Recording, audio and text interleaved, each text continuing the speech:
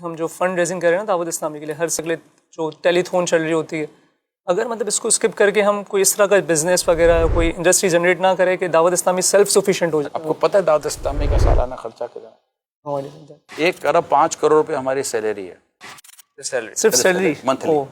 اب آپ بتائیں کون سا بزنس کریں جس سے مہینے کی جو ارننگ ہے وہ ہماری ہو جائے 30-40 ارب روپیہ. 30-40 ارب روپے کی ارننگ کرنے کے لیے آپ کو کم از کم انویسٹمنٹ جو ہے وہ 1 خرب 2 خرب روپیہ.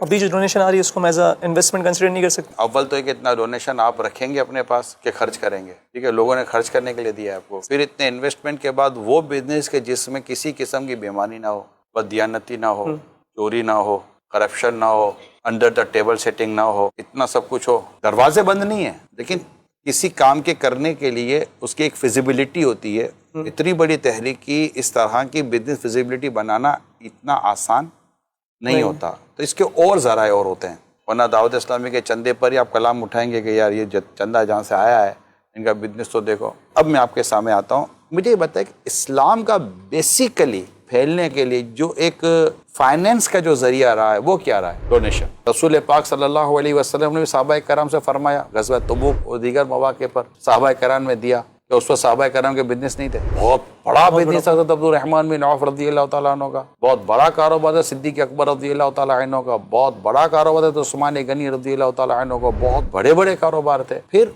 آپ کو جو ماڈل سوٹ کرتا ہے نا بیسٹ، وہ ڈونیشن ہی کرتا ہے. دعوت اسلامی ہے نا، جیسا آپ بزنس کی بات کر رہے تو میں اسے ایگزامپل کے طور سمجھانے کے لیے کہہ رہا ہوں. دعوت اسلامی اٹ سیلف ایک انویسٹمنٹ کمپنی سمجھیے آپ، جو ڈونیشن کلیم کرتی ہے کہ ہمیں ڈونیشن دیا جائے. نتیجے میں آپ کیا دیں گے؟ ہم آپ کو حافظ دیں گے، ہم آپ کو عالم دیں گے، ہم آپ کو مفتی دیں گے، ہم آپ کو مسجد دیں گے، ہم آپ کو مدرسہ دیں گے، اور بیسک آپ کی جو ایک ریلیجیس ریکوائرمنٹ جو سوسائٹی کی بنتی ہے، کہ اسلامک سوسائٹی کی بنتی ہے، وہ ہم آپ کو پوری کر کے دیں گے کسی حد تک. اب ہمارا جو انویسٹر ہے وہ ہم سے ایکسپیکٹ کیا کرے گا کہ آیا ہم نے جس چیز پر انویسٹمنٹ کی ہے دعوت اسلامی نے ہمیں وہ ریٹرن دیا یا نہیں دیا.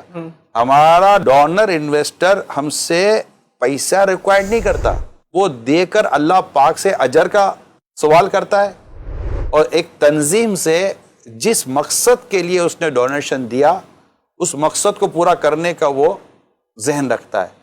تو الحمدللہ ہم یہی کہتے ہیں کہ آپ انویسٹ کریں دعوت اسلامی پر، اور زیادہ زیادہ انویسٹ کریں، اور ریٹرن آپ دعوت اسلامی کا دنیا بھر کے ہونے والے دینی کاموں کو دیں گے. آپ نے کہا جیسے کہ ہم ریٹرن میں حافظ دے رہے ہیں، عالم دے رہے ہیں، تو کیوں نہ ہم حافظ پلس انجینئر دیں، عالم پلس ڈاکٹر دیں؟